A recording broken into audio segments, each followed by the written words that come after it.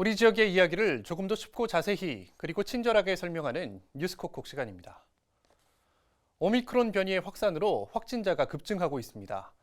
다만 전파력에 비해 중증화율과 치명률이 낮아 재택치료를 기본으로 하는 방역체계가 가동 중인데요.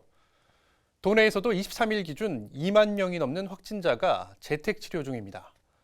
여기에 동거인 공동격리자까지 합하면 많은 도민이 자가격리 중일 텐데요. 하지만 여전히 재택치료의 절차나 방법 등에 대한 정보가 공유되지 않아 현장에서는 혼선이 빚어지고 있습니다. 최근 도내 한 지자체 게시판에 올라온 글을 보면 갑작스럽게 재택치료에 들어간 확진자의 당황스러운 상황을 엿볼 수 있는데요.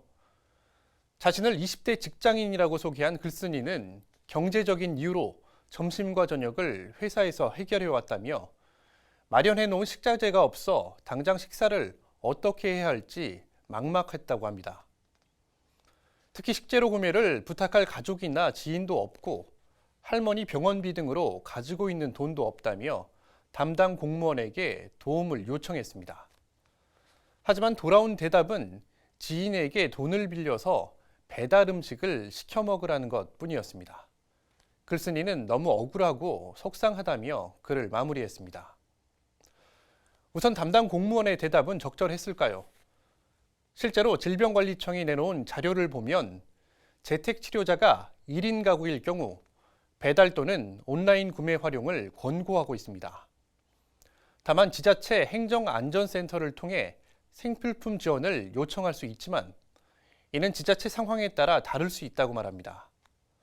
다시 말해 글쓴이와 같은 처지에 놓였다면 지자체에 따라 생필품 지원이 복불복인 셈이어서 전국 동일한 기준 마련이 필요해 보입니다. 네, 그렇다면 이제부터는 질병관리청이 발표한 안내 자료를 토대로 꼭 알아야 할 정보 몇 가지를 소개합니다. 우선 현재 방역체계상 확진될 경우 백신 접종 여부와 관계없이 7일간 격리가 원칙입니다. 동거 가족이 접종 미완료자일 경우에는 환자와 동일한 기간 격리됩니다. 다만 동거 가족이 확진되더라도 예방접종 완료자는 출근과 등교 등 일상생활이 가능합니다.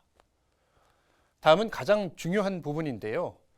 재택치료 중 몸이 좋지 않아 진료가 필요한 경우입니다. 먼저 호흡기 전담 클리닉이나 호흡기 진료 지정 의료기관을 통해 확진 판정을 받은 경우에는 해당 의료기관을 통해 전화 상담과 처방을 받는 게 원칙입니다. 또 선별진료소를 통해 확진 판정된 경우에는 동네 병의원을 본인이 선택할 수 있고 의료기관의 명단은 건강보험 심사평가원 누리집에서 확인할 수 있습니다. 그렇다면 대면 진료가 필요한 경우엔 어떻게 해야 할까요? 건강보험 심사평가원 누리집에서 외래진료센터를 확인하고 반드시 사전에 예약한 뒤 방문해야 합니다. 이동은 도보나 개인 차량, 방역택시를 활용해야 합니다. 마지막으로 재택치료자나 공동격리자는 생활지원비를 받을 수 있는데요. 격리자 수에 따라 일일 생활지원비가 이렇게 정해져 있습니다. 또 격리 해제일로부터 3개월 이내에 해당 읍면 동사무소에 신청하면 됩니다. 지금까지 뉴스콕콕이었습니다.